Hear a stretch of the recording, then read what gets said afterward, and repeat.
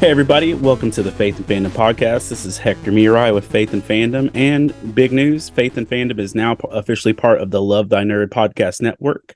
You can find the show at lovethynerd.com/faith and fandom first, and you'll be able to check out other places a little bit later, but we are excited today to be finally joined by Karen Whitfield, the Bronze Age Batgirl, and just excited to be able to do so. Hi, Karen. It's good to finally be doing this.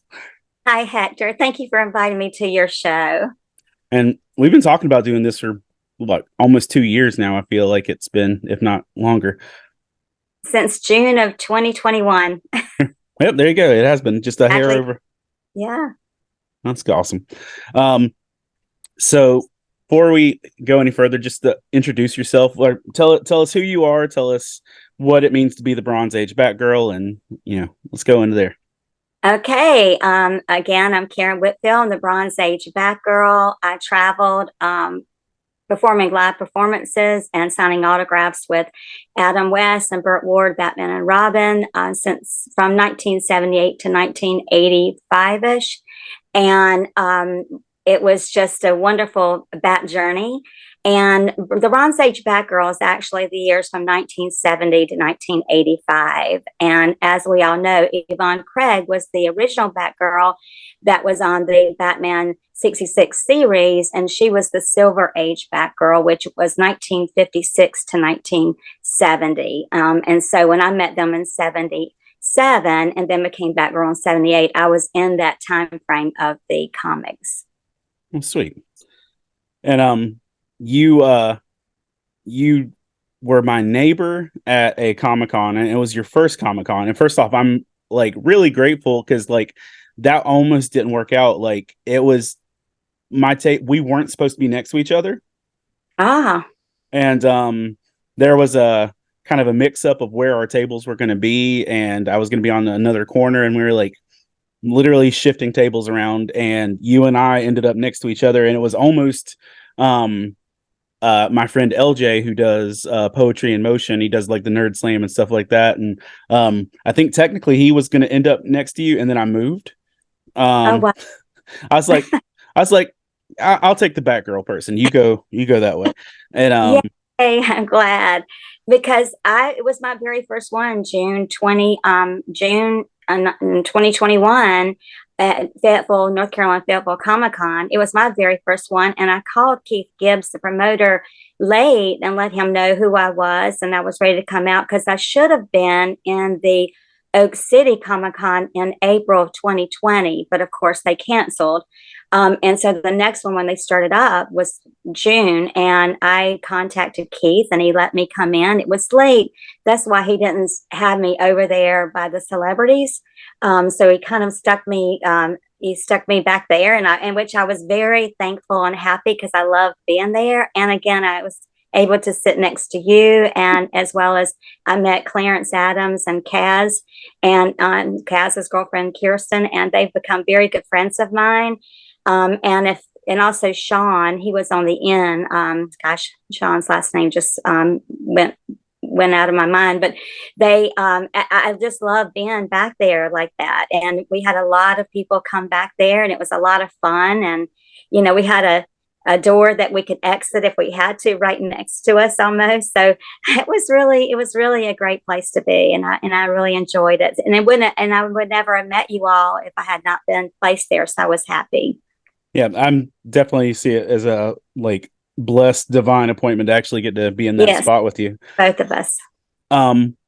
So you've got 2 full years of Comic-Con travel, and you've been all over the place. You've been rocking pretty hard with this. So how many shows do you think you've done in the last 2 years? Close to 50.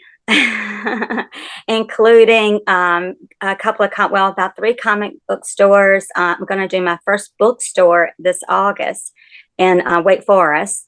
Since I wrote a book, I can also be in bookstores. So yeah, I've gone everywhere. And my first year, I was invited to San Diego Comic-Con, which is really great. They had their mini con that November of 2021 because, they didn't come back full force yet until 2022. And it was such an honor to be in that. And I was very surprised that they had invited me. And they've invited me last year in 2022. And I'm going for my third year this week on the 19th. I'm headed out there. That's So awesome. it's been really great.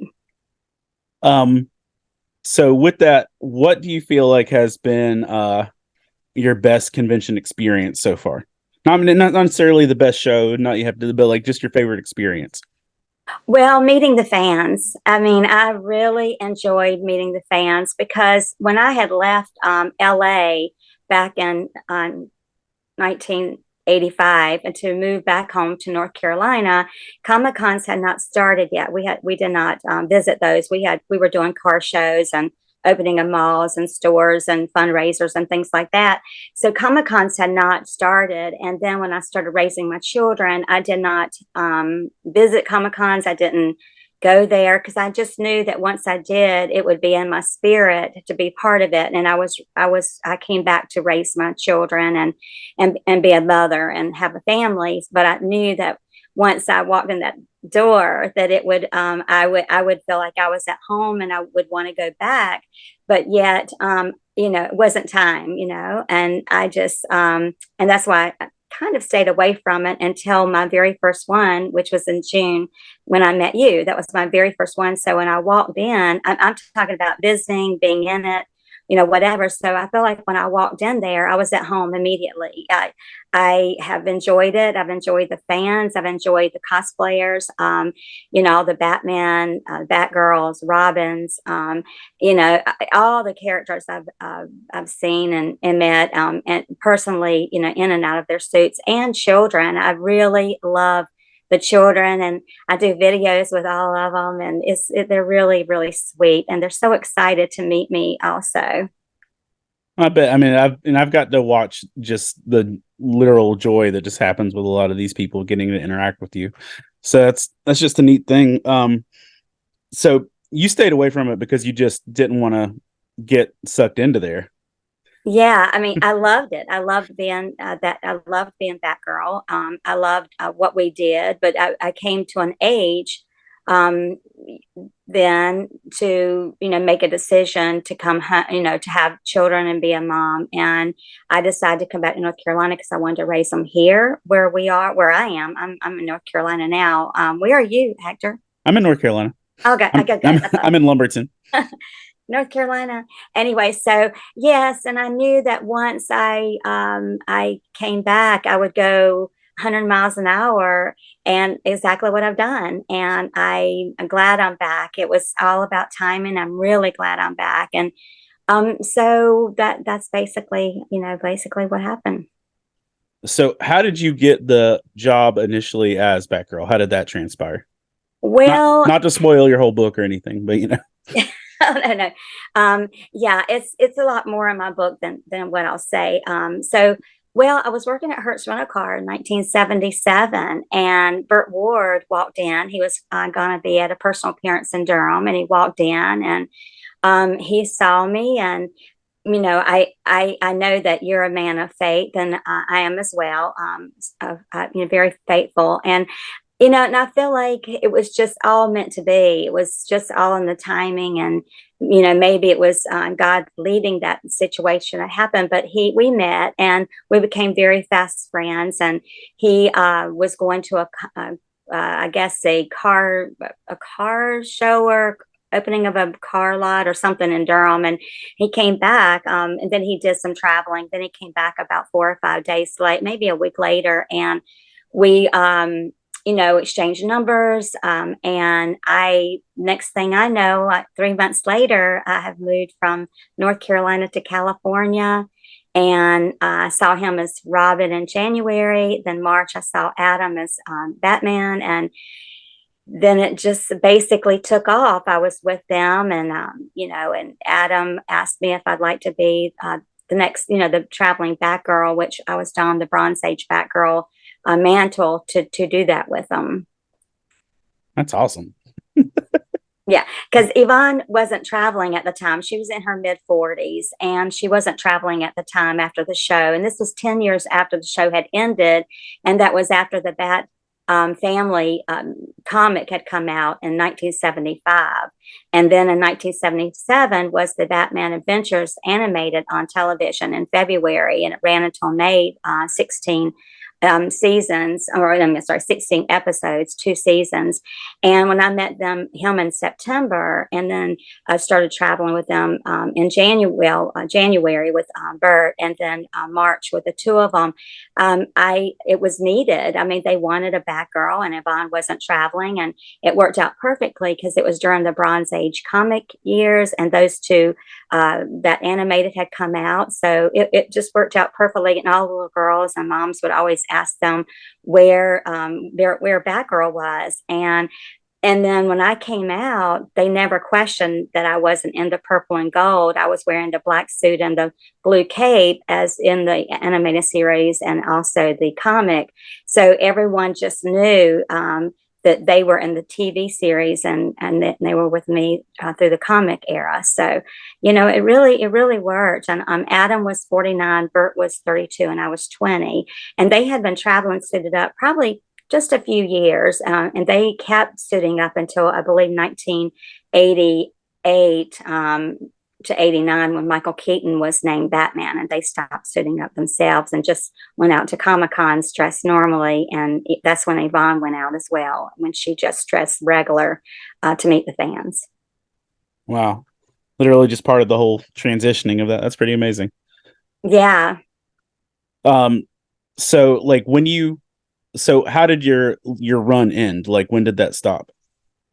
In 1984, I believe I moved home. I decided I just came home just to see what I wanted to do, because I'm from a large family, and California, I'm from here in North Carolina, and back in 1980, 485, our world here in North Carolina was a bit different than it is now. It's really been exposed to a lot of diversity and things like that. And back then it was not quite so much, but, and I didn't get a chance to come home often because we were traveling all the time, and we didn't even have, answering machines. Maybe by the time in 84, 85, we did, I don't remember. But for a long time, I just didn't get to see my family like I wanted to. And so I missed them quite often. So I decided that I needed to make some changes in my life, and I was getting older, so I knew I wanted to be a mother, and I decided to come back just to see how I felt and take some time, and I decided to stay.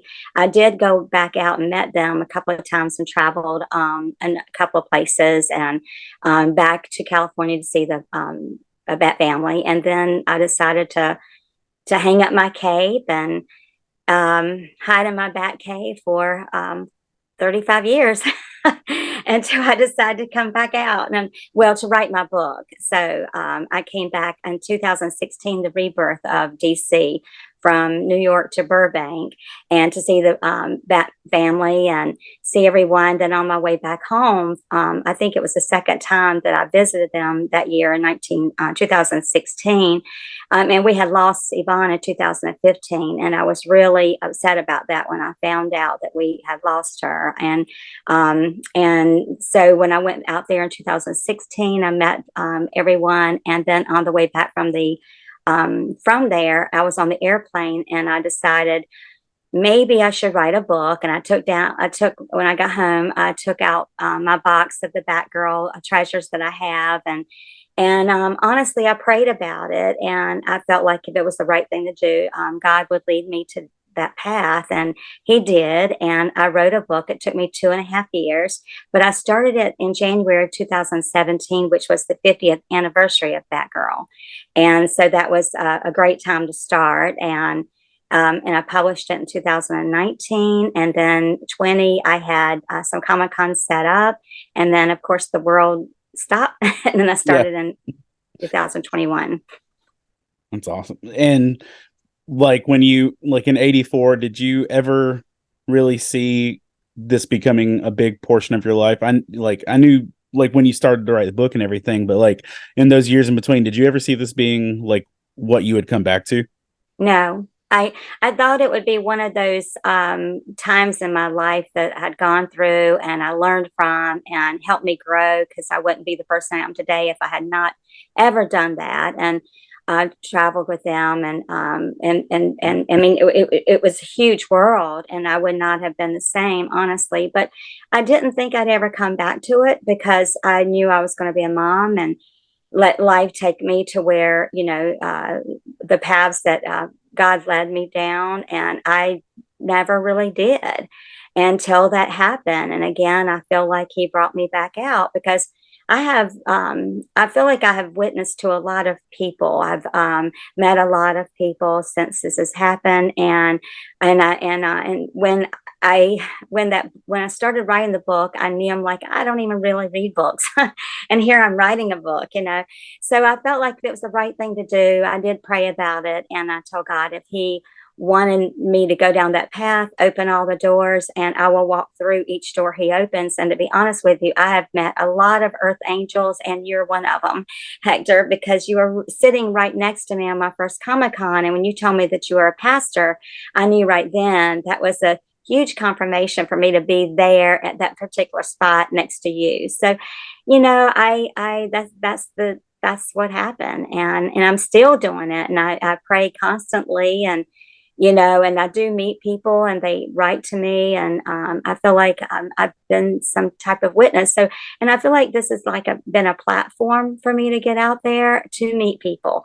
And I'm not, one of the, holy rollers that you hear about. And in my book, it doesn't appear to be that, but I do put in my book that I have a huge faith, and I feel like that I was led down that path. And the very first time, I mean, I feel like when I met Burt Ward, my mother probably had prayed for him because she was a huge devout a Baptist Christian, and I was around a few people that she didn't care for me to be around, and he basically took me 3,000 miles away from all of that. And I feel like that was the path that He might have been her angel, looking back in life. Literally, Robin swooped in to save you from your future decisions. Yeah. And he said all the holy words too. Think about that. Yep. He said, Holy Spirit, Batman. I mean, you know what I mean? That's the Yeah. whole. So we just don't, I mean, we don't know. God works in mysterious ways. We don't know what happens, and all we can do is and to feel that, and if you listen and walk down the path, you never know where you're going to be, and that's the whole wonderful thing about it. So, what's your relationship with DC now, like on an official capacity and stuff? What's that look like? Well, good question. I do have a contract with them. I have a 3-page contract. When I wrote the book, I felt like it was the right thing to do to ask them if I could use the pictures and the story because I didn't want them to pull the book off the shelves or anything. So I did call them, and we had a long conversation and with Jim Lee's secretary and I, and then I had to send my synopsis of the book and pictures that I wanted to use to the manager of the permissions department, and they approved it. That was in September of 2019. I'm sorry, 2019. No, excuse me, I'm getting my dates. September of 2018, because I called them on Adam's birthday, September 19th, 2018. So I called them, and then in December, they contacted me back and said that it was approved and they would be sending me the contract soon. And then another 3 months later, the contract came. They were very, very fair. They are allowing me to be in and out of the suit. They're allowing me to travel all over the country. They said I can have, one time they said I couldn't have a banner, but I can. They just didn't want DC to be put on the banner or any of the material. So I've got my own name on the material because they weren't actually promoting me to do it, but they gave me the authorization, which was wonderful. And all they really asked me for was to keep the book in English and to send them 5 hard copies of the books. I sent 5 hard copies and 2 softbacks, and I signed them, and I have no idea who got them. But they don't micromanage me, but I'm sure they do have feelers out there just to make sure I'm doing the right thing. And I'm definitely one of their product, and I'm so happy to be back in their family. That's amazing. And that's the first time I got an official piece of mail from DC. I was so worried. I was like, I saw it and I knew just looking at the envelope, I'm like, oh no, I've upset DC and they're about to shut me down for something. Cause like I make sure I'm doing all things Yeah. properly in my channels, but still, and it literally had slipped my mind that I had been like on the background actor for the Swamp Thing show and they were mailing me my Oh, check. So I was like, oh, I was expecting a cease and desist and it was like, here's your paycheck. And I'm like, oh, wow.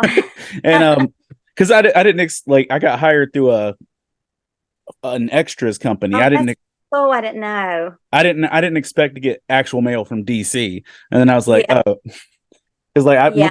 once I saw that thing coming, I was like, oh no, this is it. It's over. Um, and that's a great thing that you're able to do that. Did you actually take a picture of it and frame it or anything? I took a picture. I don't know where that picture is now, but I'm sure I might be able to find it. Put it on social media somewhere. I'll look that up later, actually. But like, that's the yeah. I think I was having so much anxiety over it. I was like, and then once I opened, I was like, oh, okay. Whew. And Jim Lee, he signed my contract, so I've got that copy with my very first book that I had to preview to say that, or review to say that it's good, Oh from wow. the printers, and so I have those beside each other in a like a shadow box, So, but I also want to tell you, we're talking about fate of things happening the way they're supposed to. So when I decided to come back home and I decided to stay because I wanted to be a mom, my first child was born on Adam West's birthday, September 19th. How does that happen, right? That's I mean, amazing. That it's is it's amazing. it was just meant to be. I know it's ironic, and of course she feels like she's Bat royalty. She's born on Batman's birthday, and Batgirl's daughter, born on Batman's birthday, like all the things. That's she came 9 days early. Yeah. that's fantastic. Um, so like I know you talked about your book writing process and it took you 2 years to do it. What do you feel like it was your biggest challenge in actually writing your book? Um.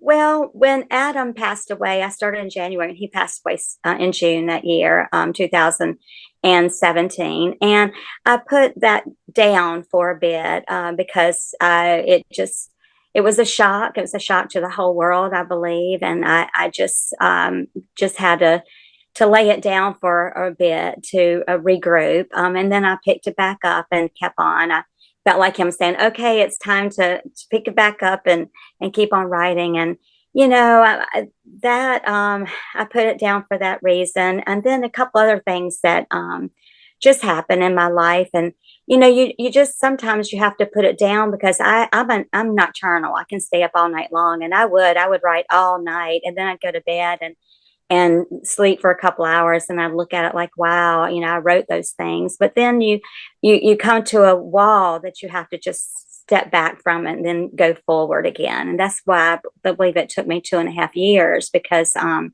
of those reasons. But then you get to a point where I just couldn't stop. I'm like, I'm not going to go this far and let it go. I have to finish it, even if I give all my books away and I don't sell them at the Comic Cons or myself. I have to do this. I'm not one of those to put something down and not finish it. So I did. I'm so grateful and honored that I did. Um, do you see another book in your future? Thanks for asking. I'm writing a second edition right now. Ooh, I'm not able to publish it or use a publisher. I published it myself the first time, and I thought about using a publisher for the second time. And on my contract, I do have to let them know who the publisher is to move forward. But I'm just waiting a bit because everything that's going on in DC. I'm just stepping back, and I'm waiting for that time to let I'm waiting for you know God to say it's time. And I'm also writing my own comic book too. So I have a comic cover. Vernon Smith, he drew that for me, and I just love it, and I sell it. And I'm going to use that for my cover probably, and then my back of my book for the back of the cover.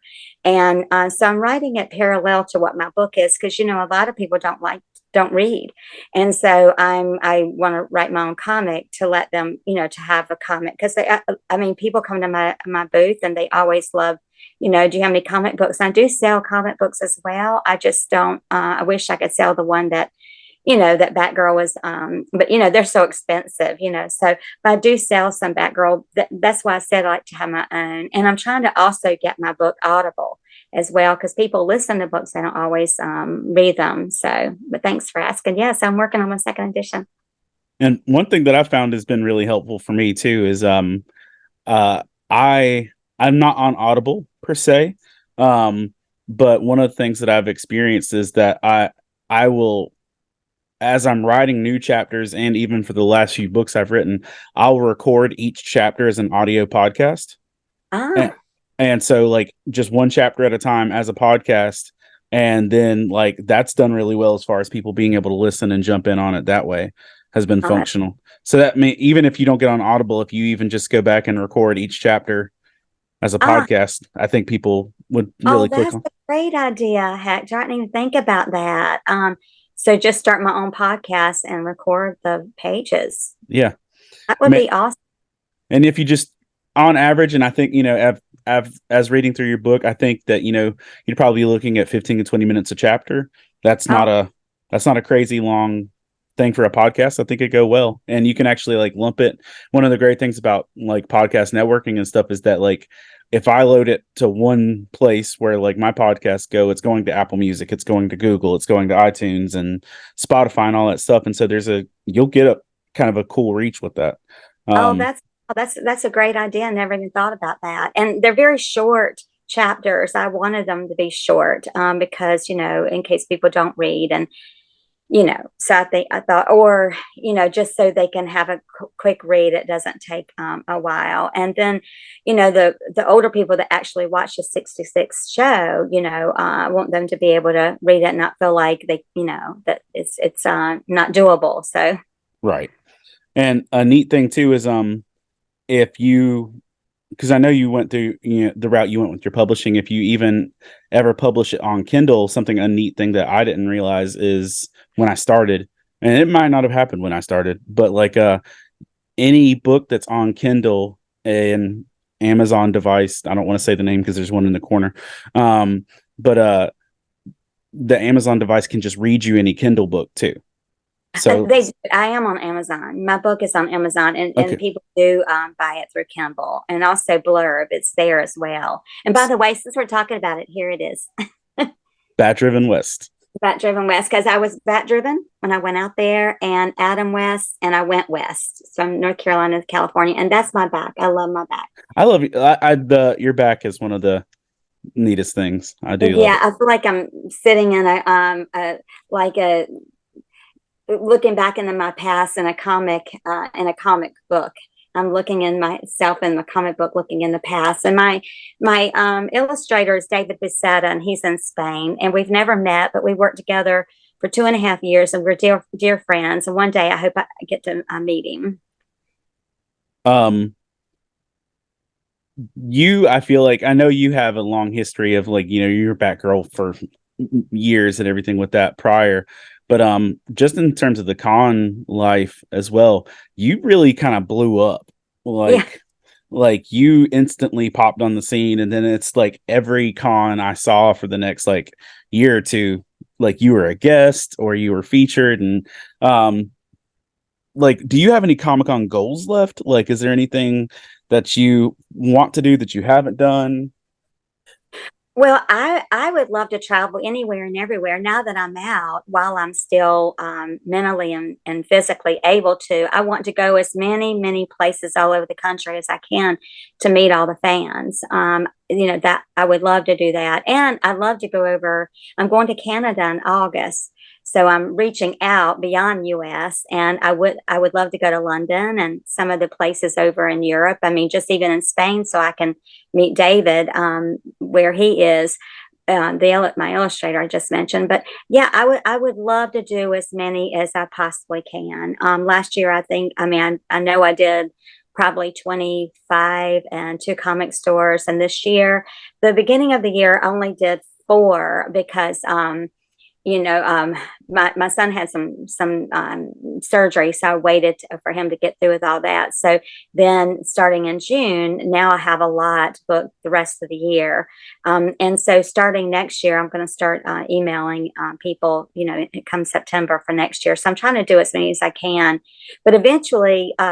Hector, I would like to go in schools maybe and take some cosplayers with me and, talk about the opioids and the problems that we have in this country with drugs. I think that would be really neat to be able to do that and have some cosplayers. We could put on a show where, maybe the middle schools or even elementary, so they can have a visual in their mind because, these kids are always introduced to things like this. Unfortunately, in situations that they may not be aware that's going to happen.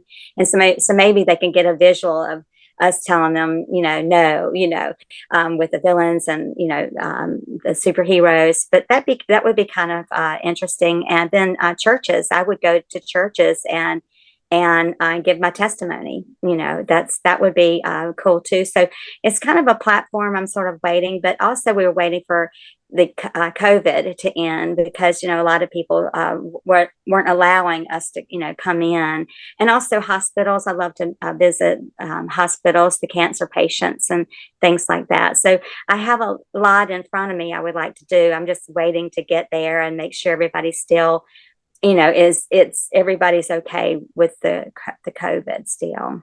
Yeah. And I had that thought today, like just the COVID experience, because I'm I'm running a superhero camp this week for my local city, and and there's like an exploration station. It's a children's museum, and I've been running a superhero camp for them since 2015, and so we had our first. It's fun. I would have if I'd known that. I mean, I would have come. Maybe today or tomorrow I would have come, and maybe next year we can plan that. And I had that thought too. I was like, man, I should have asked Karen to do this. And I could bring a couple of cosplayers with me. I mean, you never know. That would have been fun. They're there for like 8 hours, and they only have me come in for 2 hours. And I was like, my first thought was like, man, I should have brought Karen. That would have been cute. Because as you can see, I have toys and action figures and stuff like that. But I have enough stuff just in my kids area to actually run like the whole camp just like that. So like this today, there was some kids playing with some Batgirl dolls, and I was like, I should have done that. But one of the thoughts I had with it was that, we did the superhero camp last year, but I had to spend every day at the end of the day, like sanitizing every action figure, spraying everything down, trying to just like, I was thinking today, I was like, oh, look, things are a little different. But I'm excited for the progress, and some of those shows that were COVID canceled are finally coming back. Yes, they are. I'm hoping for a transition with some good stuff with that. So one question to ask you: let's say 5-10 years down the road, DC decides to make a movie of this story of Bat Driven West. That would be great. They want to make a movie of your story. Who would play you? Well, in 10 years, it could be different actresses. Or now. Let's go now. Who would play you? Let's just say if it was now. It might be cool to be a new actress, just kind of like what, the modern age actress right now is Leslie Grace. She was going to be in the new Batgirl movie, in which, has been canceled, and hopefully we'll still have one. But if they ever did my story, if it was like now, I think maybe Elle Fanning, also Joey King, they're new coming out. They haven't really been exposed a lot. Elle Fanning and Lily James. Okay. And I don't know if you know, and Joey King. I think the three of them could probably do that well, because they're cute. They're sweet, and also I'm sure they can really be strong at the same time. And I think they would probably play a good part for me. I'm thinking, but I know that, Elle and Lily might be taller than me. I'm not sure about Joey, but that's those three I think are pretty cool. I think, and maybe it's just because she's been around a lot of my feed lately, but Florence Pugh, um, young lady that was in the Black Widow movie, and Yeah. See, there's a lot out there I can't think, and somebody else might say, "Well, I think that person," and they may. That's just off the kind of top of my head. But yeah, that absolutely. So if you think that, I'm gonna have to check her out. yeah, I think I was that was just my thought, like, because like I think height, charm, beauty, stuff like that. I was like, I bet uh, like Florence would do well with that. yeah, Um, I have to check her out.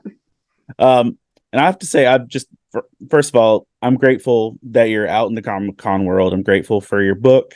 I really enjoyed reading it. You. And I recommend it to people all the time. And I'm always grateful, whenever I'm at a con and I know you're somewhere in the building at Yeah. some table, I'm like, make sure you go check out Karen, and Oh, you're so sweet. And we always speak. We always hug, and we're going to find each other in that building if we know we're there. I I love that that. and that's been one of my favorite things. And like just the fact that you've like referred to me as your pastor. Like, Yeah. yeah, it's other people like you'll go, that's my pastor. And I was like, I love him. and I appreciate that, because like, there's been people that are like that, have seen like my little bits of success and stuff across the way, and they're like, they don't, me going to San Diego didn't impress them. Them hearing you say that's my pastor, like, oh, that's like that's one of my little chinks right there. Exactly. I love it. So if anybody wanted to like check you out on social media or to follow anything else you're doing, where would they find you? Okay, on Facebook is Karen Whitfield Batgirl. On Instagram is Live Like Batgirl. And then I am on Amazon for the book as well, and Blurb.